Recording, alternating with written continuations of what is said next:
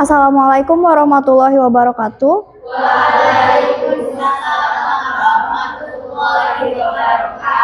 Hello everyone, I'm Alnindya Syaima Gartika. I'm going to tell you a story of Cupak and Gerantang. Cupak and Gerantang is a folk tale from Bali.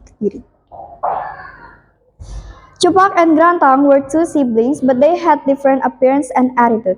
Cupak, the elder, was fat. He had sideburns. His hair was messed with a big pot belly. He loved to eat, a sneaky and a bad young man. He was totally different with his brother named Gerantang. Gerantang was a handsome young man. Every woman who saw him would adore him, and he had good attitude. One day, their parent commanded them to work in a farm. Gerantang did what he should do, like plowing the soil, planting, and cleaning the farm from rice weeds. But what did Cupak do? He played and went around looking for something to eat. Then, when dusk came, he came back to the farm. Gerantang had finished what their parent told them to do, and he saw his brother came, but he asked him to get home because their work had finished. On the way, Gerantang decided to wash his body on the river before going home, and he asked his brother to get home first. Without any doubt, Cupak agreed with Gerantang's request. He was sneaky. He threw himself to the mud, and he walked as if he had done hard work. He showed for his parents, and his father came. "You know, I finished all the works only by myself, while Gerantang is having fun with many girls," showed Cupak. And his father was very angry with Gerantang. Finally, Gerantang arrived home with tired but clean body. He wanted to take a rest for a while, but that desire would never be fulfilled. His father was angry with him, could not control himself anymore.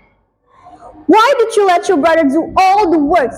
You are not my son anymore. Leave this home soon. I do not want to look a lazy guy like you. Go away," said his father. Gerantang was shocked. However, he calmed himself down and said, "It's okay if you guys expel me. I hope this home will be better soon without me." And he left home with tired body and hungry and hurt too. Knowing that his brother had left home, Cupak tried to catch and bring him back home.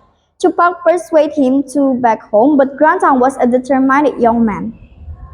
Along the journey, Cupak always moaned that he was very hungry. Gerantang asked his brother to come back home, but Cupak stuck with his brother's decision to follow him. Finally, they arriving in an unknown region.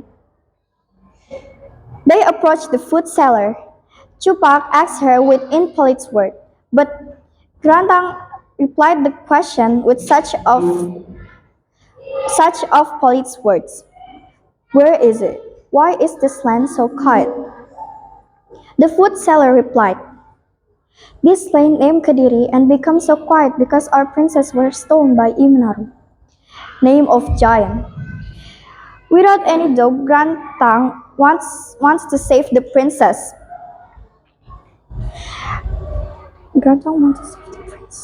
Although Cupak persuaded him not to disturb Imnaru, he is very scared. Gerantang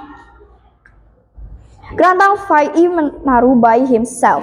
Imnaru died by stabbing of Gerantang Kris. Name of fight, which looks like a knife but wavy. He asked his brother help to come out him and the princess. Cupak pulled the princess' hand, and the princess succeeded to get out. After helping the princess, Cupak closed the hole and let Gerantang inside.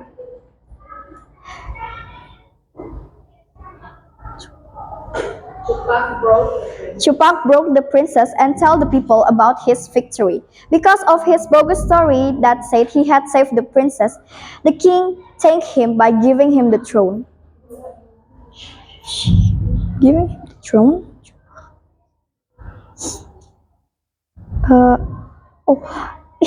He was an Since that day, he had to be served by suckling pig and many kinds of food, and he was an arrogant king too.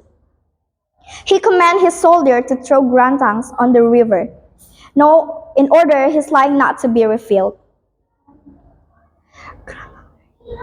On another corner, the old couple found grantangs on the riverbed. They took him and brought him into their house. Year after year had passed. They considered him as their real child, and Grantang loved them as their real parents.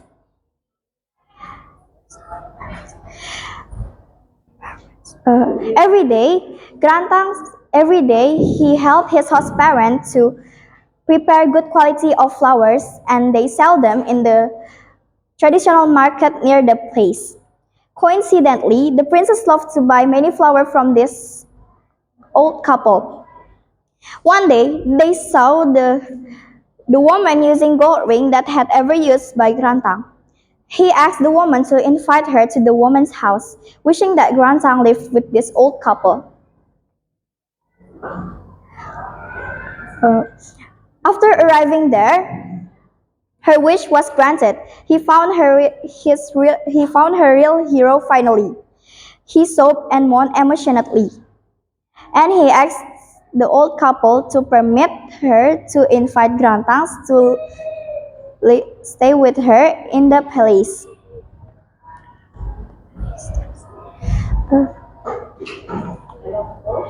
And of course expelled Cupak, the big liar. His parent, her fa- sorry, her parents, her fa- oh sorry, her father was very happy since he came back home with Grantang. Then they got married, and the throne automatically to be Grantang's. The people were very happy because the fool king had expelled from the land of Kediri. So the moral of the story, we must be honest to other people, and we should not lie, and we must not be greedy. So that's all from me. Thank you so much everyone. Goodbye. Assalamualaikum warahmatullahi wabarakatuh.